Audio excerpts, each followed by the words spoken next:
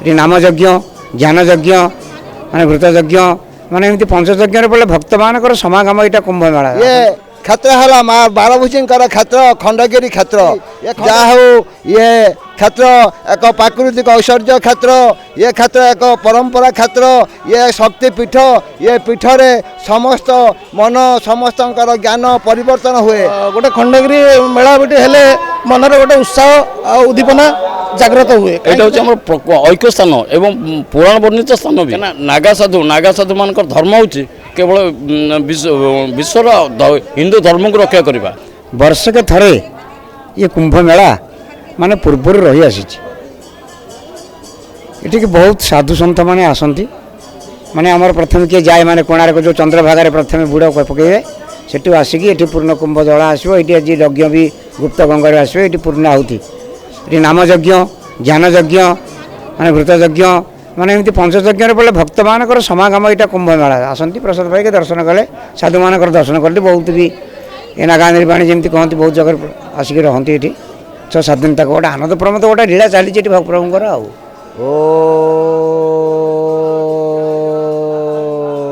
हे आत्मन विंश शताब्दीर समस्त साधु सन्त भक्तवृंद आउ ए जगत पृष्ठरे समस्त यात्री ये क्षेत्र में जो कुंभ मेला खंडगिरी कुंभ मेला भुवनेश्वर खंडगिरी कुंभ मेला ये प्राधान्य ये एक बहुत दिन धरी ये मेला ए क्षेत्र में आज आयोजन बा चली आसी चलुची साधु सन्त भक्त वत्सल लक्ष लक्ष लोक ये क्षेत्र में जे उपस्थित रुहंती 10 दिन 12 दिन 15 दिन मास मास धर आगुरी मेला चलुला एवं सरकार 15 दिन करिसंती जहा हो ये क्षेत्र एक प्राकृतिक ऐश्वर्य क्षेत्र ये क्षेत्र एक परंपरा क्षेत्र ये शक्तिपीठ ये पीठरे समस्त मन समस्त ज्ञान परिवर्तन हुए ये ज्ञान स्वरूप ए धरणी पृष्ठरे समस्त परिवर्तन से आनी दियंती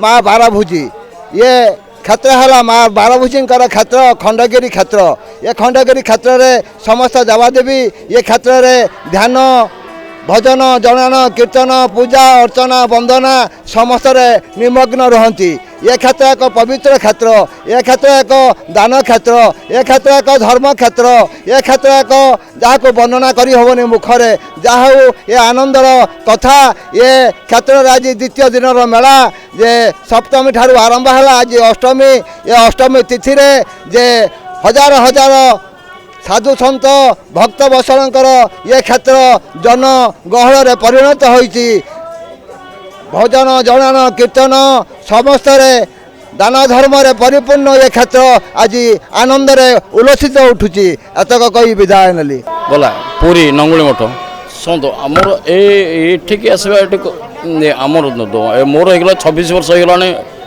लाइन में बुलवा 26 वर्ष हो मो लाइन में बुलवा किंतु एठिक आसिले 3 वर्ष है कहीं आगुरी एटिकी किसी व्यवस्था नाला जो आम छत्तीसगढ़ गुजरात एटिकी कहीं नागा साधु मान स्वतंत्र गोटे व्यवस्था दरकार कि सेमती ये किसी नाला तेणु आम गुजरात और छत्तीसगढ़ आम जाऊ ये 3-4 वर्ष है एटिकी किसी ना यहाँ हूँ आमर पुराण वर्णित ऐक्य स्थान यहाँ जोटा कि अचरानंद फचरानंद विभिन्न प्रकार साधक मैंने ये विभिन्न प्रकार साधना करी बहुत जिनस भी उपलब्धि कर जोटा कि मालिका वर्णित जगह भी है जो आज कहीं नागा साधु मान धर्म हूँ केवल विश्वर हिंदू धर्म को रक्षा करवा नागा साधु धर्म नुहे क्या लुटिकी खाईजा ये करवा किंतु कथा कहीं एंकर आडमिनिस्ट्रेशन या परिचालना कर शंकराचार्य निजे शंकराचार्य होती आम हिंदू धर्म जो हिंदू सनातन धर्म से होती प्रतिष्ठाता होती शंकराचार्य तेणु तारी होती अनुसर होती आम नागा साधु मैंने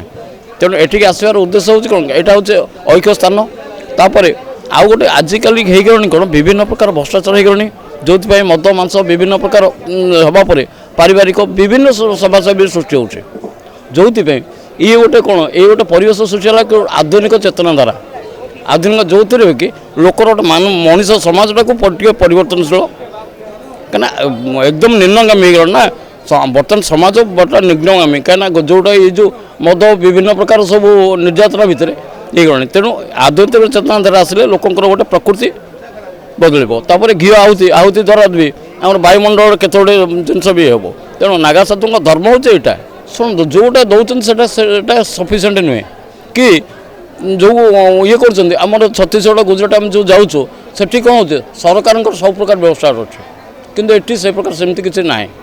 ନା କିଛି ନାହିଁ। ନାଗା ସାଧୁମାନ ପ୍ରକୃତ ସାଧୁମାନଙ୍କର ସେବା ଯେଉଁ ସେ ଜିନିଷଟା ଯଦି କରନ୍ତେ ତାହେଲେ ଏ ମେଳାଟା ବି ଆହୁରି ଦିନକୁ ଦିନ ବଢ଼ି ବଢ଼ି ଚାଲନ୍ତା।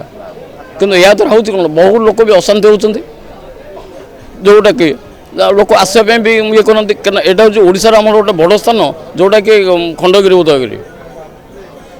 ଏଇଠି ଧଉଳିରେ ଆମର ଚଣ୍ଡା ଅଶୋକ, ଏଇଠି ଚଣ୍ଡାଶୋକ ହୋଇଥିଲେ, ହଁ ଏଇଠି ଆମର ଧର୍ମାଶୋକ ଇଏ କରିଥିଲେ। କିନ୍ତୁ ଏଇଟା ହେଉଛି ଆମର ଐକ୍ୟ ସ୍ଥାନ ଏବଂ ପୁରାଣ ବର୍ଣ୍ଣିତ ସ୍ଥାନ ବି। ମୋ ନାଁ ପ୍ରଦୀପ କୁମାର କର, ମୁଁ ପୁରୀରୁ ଆସିଛି। ଆଉ ମୋର ଏଠି ଏକ୍ସପିରିଏନ୍ସ ମିନିମମ୍ 15 ବର୍ଷର। ଆଉ ଗୋଟେ ଖଣ୍ଡଗିରି ମେଳା ଗୋଟେ ହେଲେ ମନରେ ଗୋଟେ ଉତ୍ସାହ ଆଉ ଉଦ୍ଦୀପନା ଜାଗ୍ରତ ହୁଏ। କାହିଁକିନା ବର୍ଷକରେ ଥରେ ଗୋଟେ ଥର ଆସେ, ମାଘ ସପ୍ତମୀ ଇଏରୁ ଆରମ୍ଭ ହୁଏ। ଆଉ ଏଠିକି ବହୁତ ଭଲ ଭଲ ସାଧୁ ସନ୍ଥ ମାନେ ଆସନ୍ତି। ଆଉ ସେମାନଙ୍କ ପାଖରୁ ଯିଏ ଆଶୀର୍ବାଦ ନିଏ ବହୁତ ଭଲ ହୁଏ। ଆଶୀର୍ବାଦ ନେଲେ ଭଲ ଦୀର୍ଘାୟୁ ଆଉ ସର୍ବକାର୍ଯ୍ୟ ସିଦ୍ଧି, ସର୍ବକାର୍ଯ୍ୟ ସଫଳ କାର୍ଯ୍ୟ ହୁଏ। ତେଣୁକରି ଏଠିକି ଆସି ଆମେ ଟିକେ ମନୋରଞ୍ଜନ କରି ଫେରି ଯାଉ ପୁଣି ଆଉ ନିଜର ଗନ୍ତବ୍ୟସ୍ଥଳକୁ। ଆଉ ନିଶ୍ଚୟ ସାର୍, ନିଶ୍ଚୟ ମୁଁ ସଫଳ, ନିଶ୍ଚୟ ମୁଁ ଆଗକୁ ଗତି କରିଛି ଆଉ ସଫଳ ବି ହେଇଛି। ମୁଁ ବହୁତ ଆଉ ୟାଙ୍କଠୁ ଇଏ ବି ଯେ ବାବା, ମୁଁ ଏମିତି କହୁନି ଯେ ଆଉ ଅନ୍ୟ ବହୁତ ଅନ୍ୟ ବାବା ଯେଉଁମାନେ ଖାଡ଼ା ରହନ୍ତି, ମାନେ 24 ଘଣ୍ଟା ଖାଡ଼ା ରହନ୍ତି, ମୁଁ ଦେଖିଛି ଏଇଠି ଖଣ୍ଡଗିରିରେ ଖାଡ଼ା ରହନ୍ତି। ଆଉ ବହୁତ ଭଲ ଭଲ ଆଶୀର୍ବାଦ ସେମାନେ ଦିଅନ୍ତି। ଆଶୀର୍ବାଦ, ତାଙ୍କ ଆଶୀର୍ବାଦ ଭଗବାନଙ୍କ ସାଙ୍ଗରେ ସମାନ।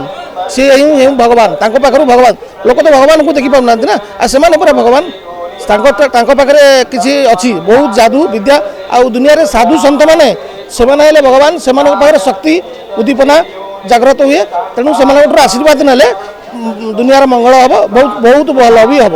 ନା ଶୁଣନ୍ତୁ, ପାଖଣ୍ଡ ଆଉ ତପସ୍ୟା ଭିତରେ ଶୁଣନ୍ତୁ, ତପସ୍ୟା ଯେଉଁମାନେ କରନ୍ତି ସେମାନେ ସାଧୁସନ୍ଥଙ୍କୁ କେହି ଦେଖିପାରନ୍ତିନି, କିନ୍ତୁ ଏ ଖଣ୍ଡଗିରି ମେଳା ହେଲେ ସେମାନେ ଆସିକି ଏଠି ପହଞ୍ଚନ୍ତି। କିନ୍ତୁ କାହିଁକି, ସେମାନଙ୍କ ପାଖରେ କିଏ ବାର୍ତ୍ତା ଦିଏ ନା କିଏ ଡାକେ ନା କିଏ ନିମନ୍ତ୍ରଣ କରାଯାଏ, ସେମିତି କିଛି ନାହିଁ। ସେମାନେ ଜାଣିପାରନ୍ତି ଖଣ୍ଡଗିରିର ମାଘ ସପ୍ତମୀର ଦିନ ଖଣ୍ଡଗିରିର ମେଳା ଉଦ୍ଦୀପନ ହୁଏ। ସେମାନେ ଓଡ଼ିଶାର ଗୋଟେ ବଡ଼ ବିରାଟ ଜାଗା କହିଲେ ଚଳିବାକୁ ପଡ଼ିବ। ଆଉ ସେଠି ସେମାନେ ଜାଣିପାରନ୍ତି, ସେମାନେ ଆସି ପହଞ୍ଚି ପାରନ୍ତି। ଆଉ ଇସା କହିଲେ ମାନେ ଦୁନିଆକୁ ଦେଖିବାକୁ ଚାହାନ୍ତି। ବହୁତ ସେମିତି ଭଣ୍ଡ ବାବା ବି ଅଛନ୍ତି, କିନ୍ତୁ ଏଠିକି କୌଣସି ଭଣ୍ଡ ବାବା ଆସନ୍ତିନି। ଆଉ ଯିଏ ଭଣ୍ଡ ବାବା ଆସନ୍ତି ସେ ବି ଧରା ପଡ଼ିଯାଆନ୍ତି।